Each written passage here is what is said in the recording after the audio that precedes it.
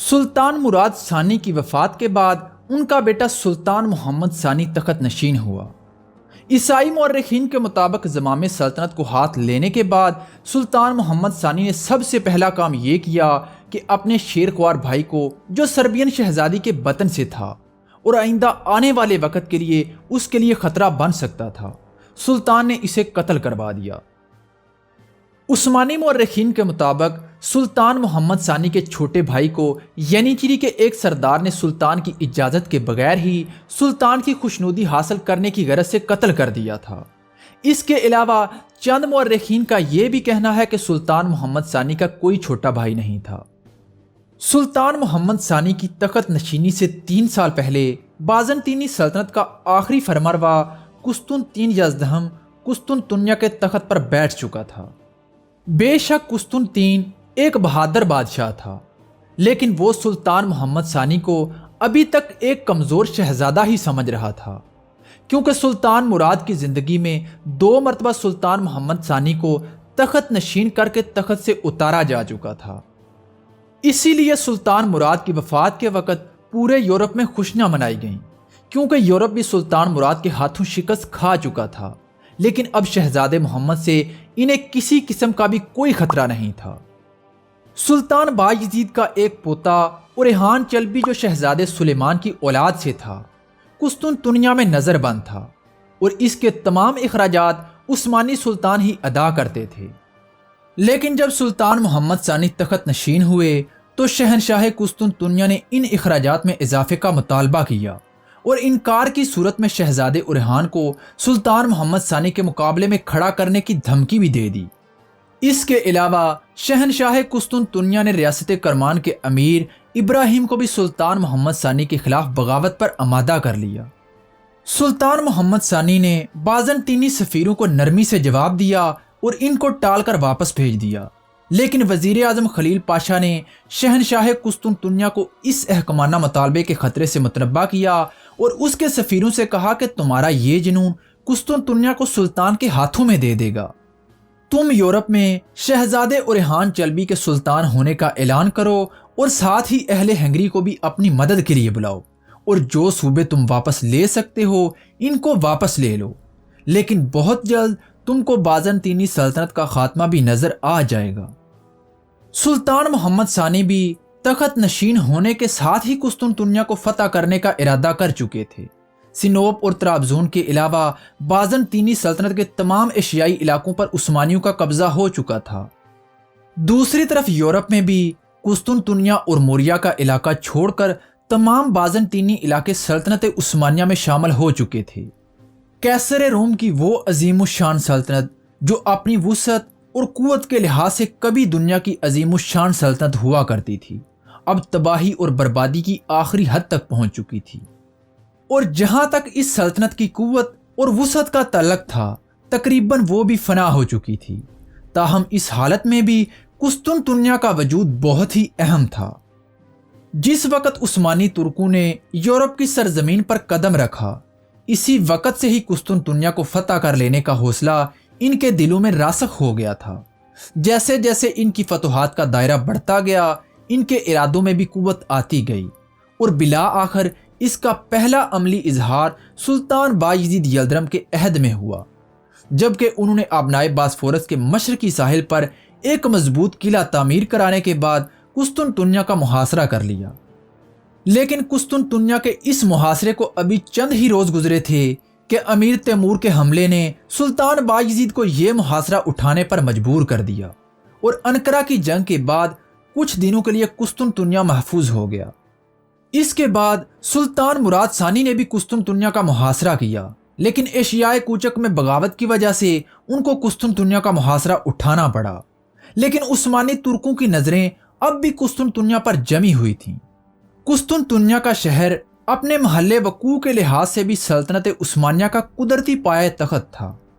بحیرہ مرمرہ کے دونوں ساحلوں پر عثمانیوں کی حکومت تھی، لیکن جب تک قسطنطنیہ بازنطینیوں کے قبضے میں تھا، عثمانیوں کے ایشیائی اور یورپی صوبوں کا درمیانی تعلق کبھی بھی محفوظ نہیں ہو سکتا تھا۔ اس کے علاوہ قسطنطنیہ دنیا کے اہم ترین شہروں میں شمار ہوتا تھا۔ جب عرب مسلمانوں نے بازنطینی سلطنت کے ساتھ جہاد شروع کیا تھا تو اس وقت بھی اس شہر کو ایک خاص مقام حاصل تھا۔ اسی لیے آپ صلی اللہ علیہ وآلہ وسلم نے غزوہ خندق کے موقع پر اپنے صحابہ کو یہ بشارت دی تھی کہ تم ضرور قسطنطنیہ فتح کر لو گے۔ سلطان محمد ثانی نے قسطنطنیہ کو فتح کرنے کی تیاریاں شروع کر دیں، اس غرض سے کہ قسطنطنیہ کے محاصرے کے دوران میں انہیں کسی دوسری جانب متوجہ نہ ہونا پڑے۔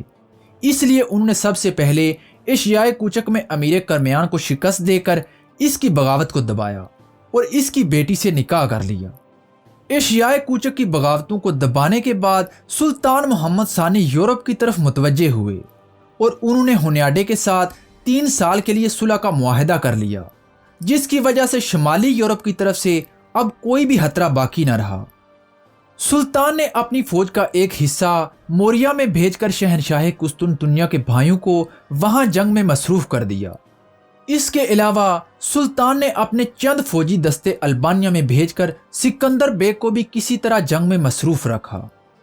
ان تدبیروں سے فارغ ہونے کے بعد سلطان نے آبنائے باسفورس کے یورپی ساحل پر قسطنطنیہ سے تقریباً 5 میل کے فاصلے پر ایک زبردست قلعہ تعمیر کروانا شروع کیا۔ یہ قلعہ سلطان بایزید کے بنوائے ہوئے قلعے کے بالکل سامنے بنایا گیا تھا۔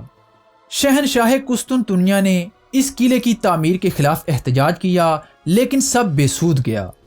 اب شہنشاہ قسطنطنیہ یہ سمجھ چکا تھا کہ یہ سب قسطنطنیہ کو فتح کرنے کی تیاریاں کی جا رہی ہیں۔ یہ جدید قلعہ رومیلی 1452 عیسوی کے موسم سرما سے پہلے تیار ہو گیا۔ آبنائے باسفورس اب تمام ترکوں کے قبضے میں تھا۔ کوئی بھی بحری جہاز عثمانی ترکوں کی اجازت کے بغیر اسے عبور نہیں کر سکتا تھا۔ قلعے کی تعمیر کے مکمل ہونے کے بعد جب وہاں سے جمہوریہ وینس کا ایک جہاز گزرا تو عثمانی ترکوں نے اسے رکنے کا اشارہ کیا، لیکن جمہوریہ وینس کے جہاز جو آئے روز وہاں سے گزرتے رہتے تھے عثمانیوں کے اس اشارے کو نظر انداز کرتے ہوئے آگے بڑھا۔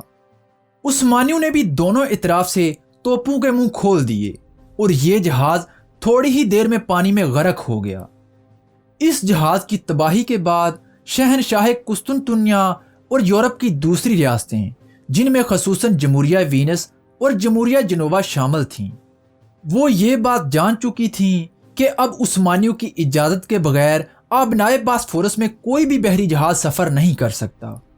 آبنائے باسفورس پر مکمل قبضہ کر لینے کے بعد سلطان محمد ثانی دوسری جنگی تیاریوں میں مصروف ہو گئے۔ اس دور میں بارود ایجاد ہو چکا تھا اور ترکوں اور عیسائیوں نے جنگ میں توپوں کا استعمال شروع کر دیا تھا، لیکن سلطان محمد ثانی ان توپوں کو ناکافی خیال کرتے تھے۔ وہ چاہتے تھے کہ ایک بہت بڑی توپ بنائی جائے جس سے قسطنطنیہ کی دیواروں کو توڑا جا سکے۔ اس مقصد کے لیے سلطان نے اربان نامی ایک عیسائی توپ ساز کی خدمت حاصل کی جو ہنگری کے رہنے والا تھا۔ اس کی مدد سے سلطان نے دنیا کی سب سے بڑی توپ بنا ڈالی جس کے سنگی گولوں کا قطر 2.5 فٹ تھا۔ اس کے علاوہ اربان نامی توپ ساز نے اور بھی بہت ساری توپیں بنائی جو نسبتاً چھوٹی تھیں لیکن زیادہ تیزی کے ساتھ گولے برسا سکتی تھیں۔ اس کے علاوہ سلطان محمد ثانی نے قسطنطنیہ کے محاصرے کے لیے ایک بہت بڑا بحری بیڑا بھی تیار کروایا۔ دوسری طرف شہنشاہ قسطنطنیہ بھی شہر کے دفاع کی تیاریوں میں اسی قدر مصروف تھا۔ اس نے شہر کی دیواروں کی مرمت کروائی اور محاصرے کے لیے رسد جمع کرنے لگا۔ اس کے علاوہ اس نے مغربی یورپ کے فرما رواؤں سے مدد کی درخواست کی اور پوپ کی پوری عنایت اور ہمدردی حاصل کرنے کے لیے کلیسائے روم کے تمام مطالبات کو منظور کر کے یونانی کلیسا کو کلیسائے روم کے تابع کر دیا۔ پوپ نے اپنے نمائندے کارڈینل اسڈور کو قسطنطنیہ بھیج کر شہنشاہ قسطنطنیہ کی یہ درخواست قبول کر لی۔ شہنشاہ قسطنطنیہ کے اس فیصلے کی وجہ سے یونانی پادری بہت غصہ ہوئے اور شہر کی آبادی کے بڑے حصے نے بھی اس سے اپنی بیزاری کا اعلانیہ اظہار کیا۔ دونوں کلیساؤں کے درمیان جو قدیم اناج چلا آ رہا تھا وہ اس نازک موقع پر بھی قائم رہا اور شہنشاہ کے اس فعل نے خود اس کی رعایا کو اس کے خلاف کر دیا۔ گرانڈ ڈیوک لوکا نوتارس جو تمام افواج قسطنطنیہ کا سپہ سالار اور شہنشاہ قسطنطنیہ کے بعد بازنطینی سلطنت کا سب سے بڑا آدمی تھا، وہ اس قدر غصے میں تھا کہ اس نے صاف لفظوں میں یہ کہہ دیا کہ کارڈینل کی ٹوپی کے مقابلے میں قسطنطنیہ میں ترکوں کے امامے دیکھنا پسند کروں گا۔ نتیجہ یہ ہوا کہ خود یونانیوں میں دو جماعتیں ہو گئیں۔ ایک جماعت وہ تھی جو کلیسا روم کی طرفدار تھی اور اس نازک وقت میں کلیسا روم سے مدد چاہتی تھی۔ دوسری وہ جماعت تھی جو اس حالت میں بھی کلیسا روم سے اتحاد کرنے پر راضی نہیں تھی۔ اس کے علاوہ شہنشاہ قسطنطنیہ نے مغربی یورپ سے مدد کی جو اپیل کی تھی، اس طرف سے بھی اسے کوئی جواب نہ آیا۔ پوپ نے اپنے ازمودہ کار سپاہیوں کی ایک تعداد کارڈینل اسڈور کے ساتھ پہلے ہی روانہ کر دی تھی۔ اٹلی اور اسپین کے بعد شہروں نے جو قسطنطنیہ سے تجارتی تعلق رکھتے تھے اپنے چند سپاہی بھیجے۔ جمہوریہ وینس اور اسپانیہ کے صوبہ کاتالونیہ نے اپنے فوجی دستے بھی روانہ کیے، لیکن ان سب سے زیادہ قیمتی مدد اہل جنوبا کی طرف سے آئی تھی۔ مشہور جنیوی کمانڈر جان جسٹنیانی 2 جنگی جہازوں اور 700 منتخب بہادروں کے ساتھ محاصرہ شروع ہونے سے پہلے ہی قسطنطنیہ پہنچ گیا تھا۔ لیکن مغربی یورپ سے مختلف حکومتوں نے جو فوجیں بھیجی تھیں، ان کی مجموعی تعداد 3000 سے زیادہ نہیں تھی۔ ان کے شامل کر لینے کے بعد بھی شہنشاہ قسطنطنیہ کی تمام فوج کی تعداد 9 سے 10,000 کے قریب تھی۔ حیرت کی بات تو یہ ہے کہ شہنشاہ قسطنطنیہ کی درخواست کا کوئی بھی اثر فرانس، جرمنی، ہنگری اور پولینڈ پر نہ ہوا، اور یہ سلطنتیں جو بار بار ایک عظیم الشان مسیحی اتحاد قائم کر کے ترکوں کو یورپ سے نکالنے کے لیے مذہبی جوش و خروش کے ساتھ آگے بڑھتی رہی تھیں۔ قسطنطنیہ کے اس آخری لمحہ حیات میں جبکہ انہی ترکوں کے ہاتھوں بازنطینی سلطنت کا خاتمہ ہو رہا تھا، اس وقت یہ تمام سلطنتیں کامل بے حسی اور بے پرواہی کے ساتھ اپنے اپنے مقام سے اس منظر کو دیکھ رہی تھیں۔ بعد مورخین کے خیال کے مطابق قسطنطنیہ کے معاملے سے یورپ کو زیادہ دلچسپی نہیں تھی، لیکن حقیقت یہ ہے کہ عیسائی سلطنتوں کے اس طرز عمل کا باعث کچھ اور نہیں تھا، بلکہ گزشتہ 65 سالوں کے اندر ترکوں کو یورپ سے نکالنے کی غرض سے انہوں نے بار بار مذہبی اتحاد کے ذریعے اپنی تمام قوت کو یکجا کیا تھا، لیکن ہر مرتبہ ان کو شکست اٹھانی پڑی تھی اور عیسائی اتحاد کا شیرازہ بند بند کر منتشر ہوتا رہا تھا۔ پہلی مرتبہ کسووو کی پہلی جنگ میں شکست، اس کے بعد نکاپلس کی جنگ میں شکست، اور اس کے بعد وارنا کی جنگ میں شکست، اور آخری مرتبہ کسووو کی دوسری جنگ کی تباہ کن شکست اتنی تازہ تھی کہ یورپ اس قسم کے کسی مزید تجربے کے لیے بھی تیار نہ تھا۔ باوجود اس کے کہ شہنشاہ قسطنطنیہ نے اپنا اور اپنی سلطنت کا مذہب تبدیل کر کے کلیسا روم کی اطاعت قبول کر لی تھی، اور وہ کر دیا تھا جو صدیوں کی کوشش کے بعد مغربی یورپ کی تمام قوتیں بھی نہیں کر سکی تھیں۔ قسطنطنیہ کے محاصرے کے لیے سلطان محمد ثانی 23 مارچ 1453 عیسوی کو ادرنا سے نکلے اور اپریل کے شروع تک قسطنطنیہ کی دیواروں کے سامنے جا پہنچے۔ عثمانی فوج کے پہنچنے سے پہلے ہی شہنشاہ قسطنطنیہ اپنی دفاعی تیاریاں مکمل کر چکا تھا۔ قسطنطنیہ پہنچ کر سلطان محمد فاتح نے 6 اپریل 1453 عیسوی بروز جمعہ قسطنطنیہ شہر کا مکمل محاصرہ کر لیا۔ قسطنطنیہ کے اس محاصرے میں شہر کا دفاع کرنے والی فوج کو کچھ اس طرح سے ترتیب دیا گیا تھا کہ شہر کے رومانوس دروازے پر جنیوا کا مشہور کمانڈر جان جسٹنیانی تعینات کیا گیا تھا۔ اس کے ساتھ خود شہنشاہ قسطنطنیہ بھی موجود تھا۔ جسٹنیانی کی دائیں جانب بازنطینی کمانڈر تھیوڈور اور ونیشین کمانڈر مینوٹو اپنے دستوں کے ساتھ موجود تھے۔ رومانوس دروازے کی بائیں جانب تھیوفیلوس، جو کہ شہنشاہ قسطنطنیہ کا قریبی رشتہ دار غالباً چچا زاد بھائی تھا، اپنے دستوں کے ساتھ تعینات تھا۔ بحیرہ مرمرا کے کنارے موجودہ گولڈن دروازے پر بازنطینی وزیر دیمیتریوس اور اس کے پیچھے ونیشین کمانڈر جکووا کے دستے تھے، اور لنگا کی بندرگاہ کی حفاظت پر عثمانی شہزادہ اوریہان چلبی موجود تھا۔ شہزادے اوریہان کی بائیں جانب کاتالان دستہ تھا جو ہسپانیہ کی ریاست اراگون کی طرف سے بھیجا گیا تھا۔ ہسپانوی دستوں کی بائیں جانب آیا صوفیہ کے گرجے کے پاس کارڈینل اسڈور بھی اپنے دستوں کے ساتھ موجود تھا، جسے پاپائے روم نے بھیجا تھا۔ اس کے علاوہ جنیوا اور وینس کے متحدہ بحری بیڑے گولڈن ہارن پر لگی زنجیر کی حفاظت کر رہے تھے۔ ان بحری دستوں کی کمان ونیشین کمانڈر الویسو دییدو اور جبریل ترویسان کر رہے تھے۔ اس کے علاوہ گولڈن ہارن کی دوسری جانب گلاٹا کے قلعے پر جنیبی سپاہی تعینات تھے۔ قسطنطنیہ شہر کے وسط میں بازنطینی گرانڈ ڈیوک لوکا نوتارس اور کمانڈر نائس فورس اپنے دستوں کے ساتھ موجود تھے۔ یورپی مورخین نے قسطنطنیہ کا دفاع کرنے والے محافظوں کی تعداد 10,000 لکھی ہے، مگر دوسری جانب عثمانی مورخین کے مطابق قسطنطنیہ کا دفاع کرنے والی فوج کی تعداد 30,000 تھی، جن میں سے 10,000 بہترین ترتیب یافتہ سپاہی تھے اور باقی 20,000 وہ سپاہی تھے جو شہر قسطنطنیہ کے عام رہائشی تھے اور جن کو جبری طور پر فوج میں شامل کیا گیا تھا، یا وہ خود ہی اپنے شہر کو بچانے کی خاطر فوج میں شامل ہو گئے تھے۔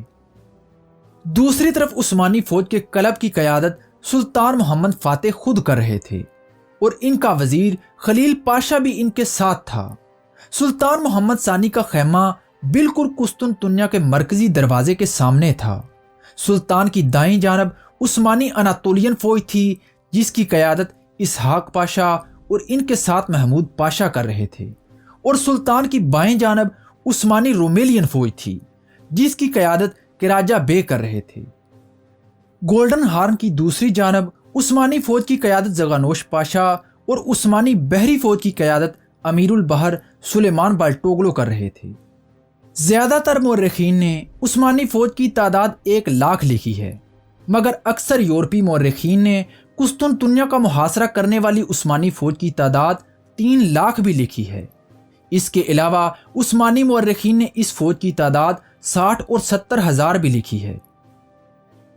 یورپی مورخین کے مطابق جب عثمانیوں نے قسطنطنیہ کا محاصرہ کر لیا تو سلطان محمد ثانی نے شہنشاہ قسطنطنیہ کو یہ پیغام بھیجا کہ اگر شہر لڑائی کے بغیر عثمانیوں کے حوالے کر دو گے تو تمہاری اور تمہارے خاندان کی زندگی سلامت رہے گی، اور ساتھ ہی موریا کی جاگیر دینے کا وعدہ بھی کیا۔ مگر شہنشاہ قسطنطنیہ نے ہتھیار ڈالنے کی پیشکش کو ٹھکرا دیا اور آخری سانس تک لڑنے کا فیصلہ کیا۔ شہر کے لوگوں نے بھی شہنشاہ کے اس فیصلے کی حمایت کی، مگر دوسری جانب عثمانی مورخین نے لکھا ہے کہ شہنشاہ قسطنطنیہ نے خود سلطان محمد ثانی کے پاس ایک ایلچی بھیجا کہ سلطان شہر کے ارد گرد کی تمام زمینوں پر قبضہ کر لے، لیکن قسطنطنیہ کے شہر کو شہنشاہ قسطنطنیہ کے لیے چھوڑ دے۔ اس کے بدلے میں شہنشاہ قسطنطنیہ سلطان کی حکومت کو قبول بھی کر لے گا اور ہر سال خراج دینے کے علاوہ بہت سارا مال و دولت نقدی بھی دے گا۔ قسطنطنیہ کا شہر تین طرف سے آبنائے باسفورس، بحر مرمرا اور شاخ زریں کے سمندری پانیوں سے گھرا ہوا تھا۔ شہر کی صرف ایک جانب ہی خشکی کا چھوٹا سا ٹکڑا تھا جہاں پر سلطان محمد فاتح کی فوج خیمہ زن تھی، لیکن اس طرف قسطنطنیہ شہر کی مضبوط دیواریں تھیں جن کو پار کرنا اتنا آسان کام نہیں تھا۔ ان پانیوں اور فصیلوں کی بدولت فوجی نقطۂ نظر سے قسطنطنیہ شہر دنیا کے مضبوط ترین شہروں میں شمار ہوتا تھا۔ سلطنت عثمانیہ کی بحری فوج قسطنطنیہ کے قریب آنے کے لیے اس کے آس پاس کے سمندروں میں پیش قدمی کر رہی تھی، لیکن شاخ زریں میں داخل ہونے کے لیے شاخ زریں کے منہ پر لگی ہوئی زنجیروں کو عبور کر کے عثمانی فوج قسطنطنیہ کی دیواروں کے نیچے نہیں پہنچ سکتی تھی۔ شاخ زریں کے منہ پر لگی ہوئی زنجیروں کے اندر کچھ بازنطینی جہاز بھی تھے جو قسطنطنیہ شہر کی حفاظت پر مامور تھے، تاکہ عثمانیوں کا بحری بیڑا زنجیریں پار کر کے سمندر کے اس راستے شہر پر حملہ نہ کر سکے۔ اصولی طور پر تو عثمانیوں کی طرف سے پورے شہر کا محاصرہ کیا جا چکا تھا، لیکن عثمانی فوجیں ابھی تک اس قابل نہیں ہوئی تھیں کہ سمندر کے راستے بھی قسطنطنیہ شہر پر یلغار کر سکتیں۔ قسطنطنیہ کا مکمل گھیراؤ کر لینے کے بعد سلطان محمد فاتح نے اپنی فوج کو حملہ کرنے کا حکم دے دیا۔ توپ کے ہر گولے کے ساتھ عثمانی سپاہی فصیل کی جانب آگے بڑھتے اور موت کی پرواہ کیے بغیر فصیل کو عبور کرنے کی کوشش کرتے۔ 18 اپریل کو عثمانی توپ خانے نے وادی لیکوس کے نزدیک فصیل کے مغربی حصے میں ایک شگاف ڈال دیا۔ عثمانی فوجی اس شگاف کے راستے شہر میں داخل ہونے کے لیے آگے بڑھے، لیکن جان جسٹنیانی کی قیادت میں شہر کا دفاع کرنے والی بازنطینی فوج سیسا پلائی دیوار ثابت ہوئی۔ کئی عثمانی فوجیوں نے کمندیں ڈال کر فصیل پر چڑھنے کی کوشش کی، لیکن بازنطینی فوج نے ان کی تمام کوششیں ناکام کر دیں۔ اس دیوار پر پڑنے والا شگاف بہت ہی چھوٹا تھا جب عثمانی سپاہی اس شگاف سے گزرنے کی کوشش کرتے تو بازنطینی فوج ان پر تیروں کی بارش کر دیتی اور اس کے ساتھ ہی یونانی آگ کے ساتھ ان کو جلا کر راکھ کر دیتی۔ دوسری طرف عثمانی بحری فوج نے پوری کوشش کی کہ وہ زنجیر کو توڑ کر شاخ زریں یعنی گولڈن ہارن تک رسائی حاصل کر لیں، جس کی وجہ سے محاصرہ ابھی تک نامکمل تھا۔ لیکن شاخ زریں کے کنارے کھڑی بازنطینی فوج نے عثمانی بحریہ کی تمام کوششوں کو ناکام کر دیا، بلکہ اس کوشش میں کئی عثمانی بحری جہاز بھی بازنطینی توپوں کا نشانہ بن گئے اور سمندر میں ڈوب گئے۔ الغرض کہ یہ کوشش بھی ناکام رہی اور عثمانی بحریہ کو پیچھے ہٹنا پڑا۔ اس بحری مارکے کے 2 دن بعد 20 اپریل کو جمہوریہ وینس اور جنوبا نے قسطنطنیہ کی مدد کے لیے 4 جہازوں کا ایک بحری بیڑا روانہ کیا۔ جب یہ بیڑا بحر مرمرا کو عبور کر کے آبنائے باسفورس کے پانیوں میں داخل ہوا تو اس نے دیکھا کہ عثمانی بحری بیڑا اس کا راستہ روکنے کے لیے بالکل تیار کھڑا ہے۔ جب یہ جہاز بندرگاہ کے قریب پہنچے تو عثمانی بحری بیڑے نے اس پر حملہ کر دیا، لیکن جنیوی جہاز عثمانی کشتیوں کے مقابلے میں بہت اونچے اور طاقتور تھے۔ انہوں نے عثمانی جہازوں پر پتھر اور آگ برسانا شروع کر دی، جس کی وجہ سے بہت سارے عثمانی جہاز پانی میں ڈوب گئے۔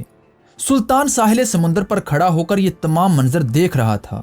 اس سے ضبط نہ ہو سکا اور اس نے بے اختیار اپنا گھوڑا پانی میں ڈال دیا۔ لیکن عثمانی بحری بیڑا اس وقت تک اس قدر منتشر ہو چکا تھا کہ عیسائی جہازوں کو نکل کر جانے کا راستہ مل گیا اور وہ اہل قسطنطنیہ کے نعروں کے ساتھ بحفاظت بندرگاہ پر پہنچ گئے۔ عیسائی جہازوں کی اس شاندار فتح کا اخلاقی اثر محصورین پر بہت ہی اچھا پڑا۔ ان میں جرأت اور استقلال کی ایک نئی روح پیدا ہو گئی، تاہم صرف اس روح کا پیدا ہو جانا ہی مدافعت کے لیے کافی نہیں تھا۔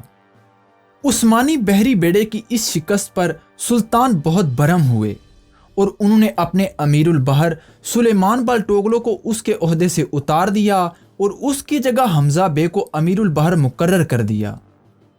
عثمانی بحری بیڑے کی اس شکست کے بعد سلطان کے بعض مشیروں نے، جن میں وزیر اعظم خلیل پاشا کا نام سر فہرست ہے، یہ کوشش کی کہ سلطان قسطنطنیہ پر قبضہ کرنے کا خیال دل سے نکال دے اور شہر کے باسیوں سے اس پر قبضہ کرنے کے علاوہ کسی شرط پر صلح کر لے، لیکن سلطان فتح کی کوشش میں مصروف رہا اور ہر طرف سے شہر پر توپوں سے گولہ باری کرواتا رہا۔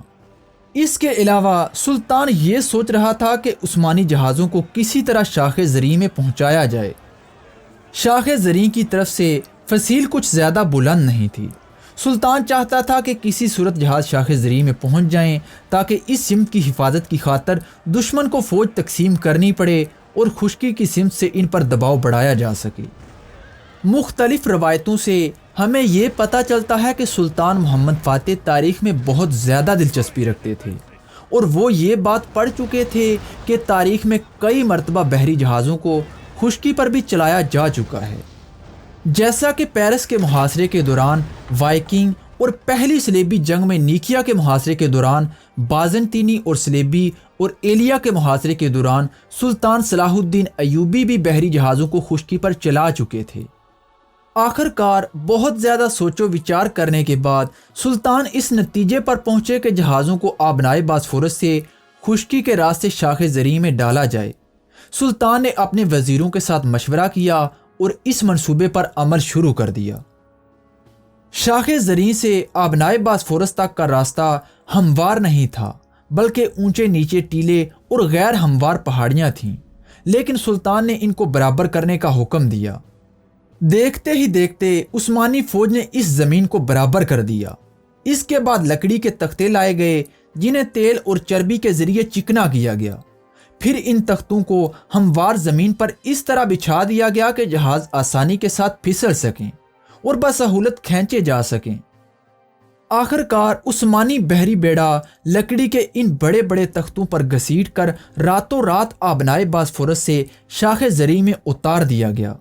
یہ ساری حکمت عملی رات کی تاریکی میں کی گئی، اور جب صبح بازنطینی اٹھے اور سمندر کی طرف دیکھا تو وہ دہشت زدہ رہ گئے، کیونکہ وہاں پر عثمانی بحری بیڑا ان پر توپوں سے حملہ کر رہا تھا۔ جس جگہ عثمانی بحری بیڑا اترا وہاں پانی کی گہرائی کم تھی اور عثمانی بحری جہاز ان بازنطینی بحری جہازوں کے مقابلے میں چھوٹے تھے جو شاہ زریں کے منہ پر اس کا دفاع کر رہے تھے۔ لہذا بازنطینی بحری جہاز واپس مڑ کر عثمانی بحری جہازوں کو روکنے کے لیے قلعے کی دیوار کے قریب نہیں آ سکتے تھے۔ اس کی ایک اور بڑی وجہ یہ تھی کہ اب تک عثمانیوں نے شاہ زریں کے کنارے اپنی توپوں کو نصب کر دیا تھا۔ جب بھی بازنطینی بحری جہاز عثمانی بحری بیڑے پر حملہ کرنے کی کوشش کرتے تو ان توپوں سے حملہ کر کے ان کو وہاں پر روک لیا جاتا۔ لیکن ان تمام تر رکاوٹوں کے باوجود بھی جب بازنطینی بحری بیڑے نے آگے بڑھ کر عثمانی بحری بیڑے پر حملہ کرنا چاہا تو عثمانیوں نے اس بحری بیڑے پر حملہ کر کے اس کا ایک جہاز ڈبو دیا۔ قسطنطنیہ کے رہنے والوں میں بھی اب مایوسی کے آثار نمایاں ہونے لگے اور طرح طرح کی افواہیں اور باتیں پھیلنے لگیں۔ یہ افواہ بھی عام ہو گئی کہ قسطنطنیہ اس وقت فتح ہو جائے گا جب جہاز خشکی پر چلیں گے۔ شاہ زریں پر عثمانی بحری بیڑے کے قبضے کی وجہ سے قسطنطنیہ کا دفاع کرنے والی فوج کے حوصلے پست ہو رہے تھے۔ اب شہنشاہ قسطنطنیہ نے مجبور ہو کر اپنی فوج کو 2 حصوں میں تقسیم کر دیا۔ سلطان محمد فاتح نے محاصرہ اور بھی زیادہ سخت کر دیا۔ عثمانیوں نے شہر کا دفاع کرنے والے مورچوں اور فصیلوں پر مسلسل گولہ باری جاری رکھی اور کمندیں ڈال کر دیوار پر چڑھنے کی کوشش بھی کرتے رہے۔ بازنطینی فوج بھی فصیلوں کی تعمیر اور شگافوں کو بھرنے میں لگی رہی۔ عثمانیوں کی طرف سے دیوار کو پار کرنے کی ہر کوشش ہوتی رہی، لیکن بازنطینیوں نے بھی عثمانیوں کی ہر کوشش کو ناکام بنا دیا۔ قسطنطنیہ میں شہنشاہ قسطنطنیہ، اس کے مشیروں اور سرداروں نے ایک مجلس رکھی۔ شرکائے مجلس نے شہنشاہ قسطنطنیہ کو مشورہ دیا کہ وہ کسی طرح قسطنطنیہ سے نکل جائے اور عیسائی قوموں اور یورپی ملکوں سے مدد طلب کرے۔ اس طرح ہو سکتا ہے کہ عیسائی لشکر آ جائیں اور سلطان کو محاصرہ اٹھانے پر مجبور ہونا پڑے۔ لیکن قسطنطین نے اس رائے کو رد کرتے ہوئے کہا کہ وہ آخری لمحے تک لڑے گا اور اپنی رعایا کو اکیلا نہیں چھوڑے گا تاکہ شکست کی صورت میں وہ بھی ان کے ساتھ دفن ہو سکے۔ قسطنطین نے کہا کہ اس شہر میں رہ کر اس کا دفاع کرنا ایک مقدس فریضہ ہے اور میں اس فریضے کو ضرور ادا کروں گا، لہذا شرکائے مجلس مجھے یہ مشورہ ہرگز نہ دیں کہ میں شہر چھوڑ کر چلا جاؤں۔ اپنے سرداروں اور وزیروں کے مشورے کے بعد شہنشاہ قسطنطنیہ نے اتنا ضرور کیا کہ اپنے سفیروں کو یورپ کی طرف مدد کے لیے روانہ کر دیا۔ اس کے سفیر یورپ کے کونے کونے میں گئے، لیکن ہر طرف سے ناکام و نامراد واپس لوٹے اور ان کو سلطان کے خلاف کہیں سے بھی مدد نہ مل سکی۔ محاصرے کے ابتدائی مراحل میں عثمانی فوج نے شہر کے نیچے سرنگیں کھود کر مختلف مقامات سے شہر میں داخل ہونے کی کوشش کی۔ جب شہر کی محافظ فوج نے زیر زمین سخت ضربوں کی آواز سنی جو آہستہ آہستہ شہر کے قریب آ رہی تھی، تو شہنشاہ قسطنطنیہ اپنے فوجی جرنیلوں اور مشیروں کو ساتھ لے کر بڑی تیزی کے ساتھ اس جگہ پہنچا جہاں سے ضربوں کی آواز آ رہی تھی۔ بازنطینی فوج یہ بھانپ گئی کہ عثمانی فوج سرنگیں کھود کر شہر میں داخل ہونے کی کوشش کر رہی ہے، لہذا بازنطینی فوج نے بھی عثمانی فوج کے مقابلے میں ان کی طرف سرنگیں کھودنا شروع کر دیں۔ بازنطینی فوج بڑی رازداری سے یہ سرنگیں کھود رہی تھی۔ عثمانی فوج کو ذرہ بھی علم نہیں تھا کہ ان کے بالمقابل سرنگیں کھودی جا رہی ہیں۔ عثمانی جب سامنے والی اس سرنگ تک پہنچے جو ان کے لیے تیار کی گئی تھی تو وہ سمجھے کہ شاید وہ ان تہخانوں یا خفیہ سرنگوں تک پہنچ گئے ہیں جو شہر میں داخل ہوتی ہیں، لیکن اچانک سے بازنطینی فوج نے ان پر حملہ کر کے ان کو شہید کر دیا اور عثمانیوں کی یہ تدبیر بھی ناکام ہوئی۔ لیکن اس کے بعد بھی عثمانیوں نے سرنگیں کھود کر شہر میں داخل ہونے کی کوشش جاری رکھی۔ سرنگیں کھودنا عثمانی فوج کے لیے آسان نہیں تھا۔ سرنگیں جو وہ کھود رہے تھے ان کے کئی جوانوں کو زندہ درگور کر چکی تھیں۔ اس کے علاوہ ان سرنگوں میں کئی نوجوان دم گھٹنے کی وجہ سے شہادت پا چکے تھے اور کچھ بازنطینی فوج کے ہاتھوں گرفتار بھی ہو چکے تھے، جن کے سر کاٹ کر بازنطینیوں نے عثمانی فوج کے پڑاؤ میں پھینک دیے تھے۔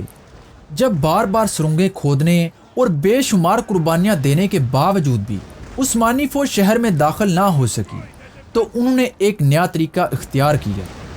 انہوں نے لکڑی کا بہت بڑا ایک مصنوعی قلعہ تیار کیا اور اس کو زروں اور گیلے چمڑے کا لباس پہنا دیا تاکہ اس پر یونانی آگ اثر نہ کر سکے۔ لہٰذا اس مصنوعی قلعے کو تیار کرنے کے بعد عثمانی فوج نے پھر سے ایک مرتبہ قسطنطنیہ پر حملہ کر دیا اور اس مصنوعی قلعے کو قسطنطنیہ کی دیوار کے ساتھ جوڑ کر قسطنطنیہ کی دیواروں پر چڑھنے لگے، مگر بازنطینیوں نے پوری بہادری کے ساتھ عثمانی فوج کا مقابلہ کیا اور اس قلعے سمیت تمام سپاہیوں کو بھی جلا دیا۔ مگر اس واقعے نے بھی عثمانی فوج کو مایوس نہیں کیا اور وہ کوشش کرتے رہے۔ سلطان محمد فاتح جو اس واقعے کو اپنی آنکھوں سے دیکھ رہے تھے، انہوں نے کہا کہ کل اس طرح کے مزید 4 قلعے تیار کیے جائیں۔ اگلے دن مزید 4 قلعے تیار کیے گئے اور پھر قسطنطنیہ پر حملہ کر دیا گیا۔ عثمانی ان قلعوں کے ذریعے بھی شہر میں داخل تو نہ ہو سکے، لیکن بازنطینیوں کے دلوں پر رعب چھا گیا۔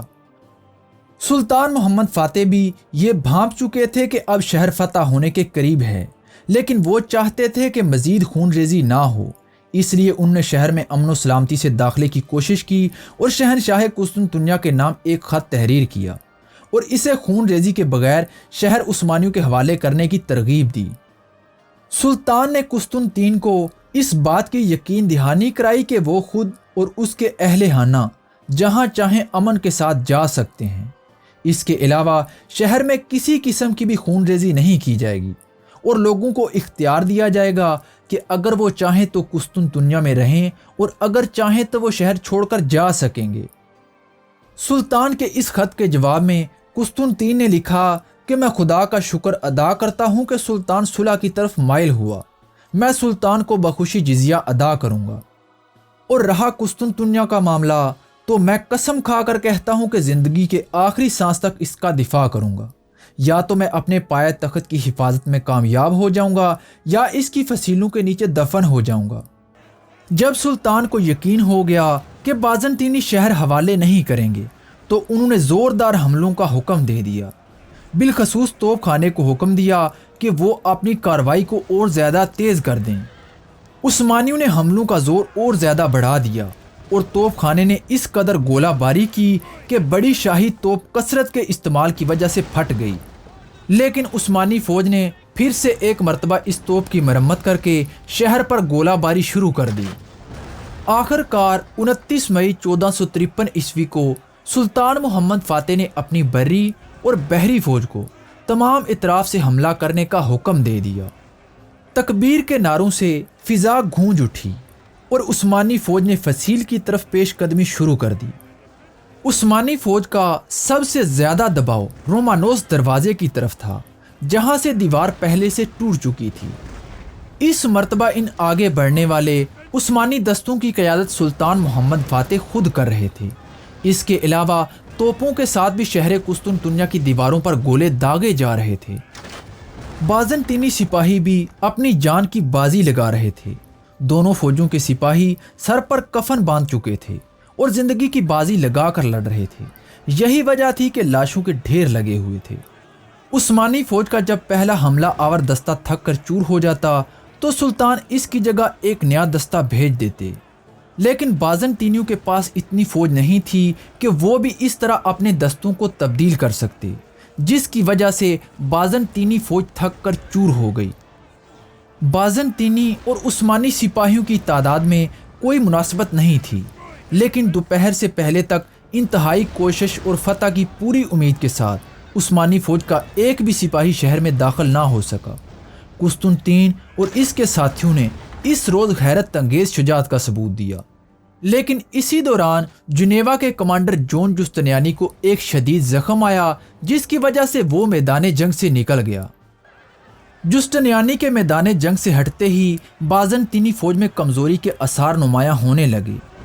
شہنشاہ قسطنطنیہ نے خود موقع پر پہنچ کر فوج کی کمان اپنے ہاتھ میں لے لی، مگر ینیچری کا حملہ اتنا شدید تھا کہ شہنشاہ قسطنطنیہ اور اس کے بہادر سپاہیوں کی جاں بازی بھی زیادہ دیر تک ان کا مقابلہ نہ کر سکی۔ ینیچری کا سردار آغا حسن اپنے 30 سپاہیوں کے ساتھ دیوار پر چڑھنے میں کامیاب ہو گیا۔ اگرچہ آغا حسن اور اس کے تمام ساتھی شہید ہو گئے، لیکن وہ قسطنطنیہ کے برج پر عثمانی جھنڈا لہرانے میں کامیاب ہو گئے۔ اس کے بعد باقی عثمانی فوج بھی شہر میں داخل ہونے لگی، جب بازنطینی سپاہیوں نے برج پر عثمانی جھنڈا لہراتا ہوا دیکھا تو وہ مایوس ہو گئے۔ عثمانی فوج کے شہر میں داخل ہونے کے بعد بازنطینی فوج زیادہ دیر تک عثمانیوں کا مقابلہ نہ کر سکی اور شہنشاہ قسطنطنیہ بھی عثمانی فوج کا مقابلہ کرتے ہوئے قسطنطنیہ پر قربان ہو گیا۔ زیادہ تر بازنطینی سپاہی عثمانیوں کے ساتھ لڑتے ہوئے مارے گئے، لیکن اکثر سمندر کے راستے اپنی جان بچا کر بھاگنے میں بھی کامیاب ہو گئے۔ سلطان محمد فاتح نے اپنی خاص ترتیب یافتہ فوج کو شہر میں پہلے ہی داخل کر دیا تھا اور ان پر یہ ذمہ داری عائد کی تھی کہ شہر کو لوٹ مار سے بچایا جائے۔ جنگ کی نفسا نفسی میں کچھ فوجیوں کی طرف سے نظم و ضبط کی کمزوری ظاہر کی گئی، مگر جلد ہی اس پر قابو پا لیا گیا۔ سلطان محمد فاتح نے قسطنطنیہ کے تمام شہریوں کو امان دے دی۔ جب آیا صوفیہ کے گرجے میں سلطان فاتحانہ شان سے اپنی فوج کے ساتھ داخل ہوا تو سجدہ شکر ادا کیا۔ پھر سلطان نے بآواز بلند فتح قسطنطنیہ سے متعلق حدیث مبارکہ پڑھی اور شہر کا نام قسطنطنیہ سے تبدیل کر کے اسلام بول رکھ دیا۔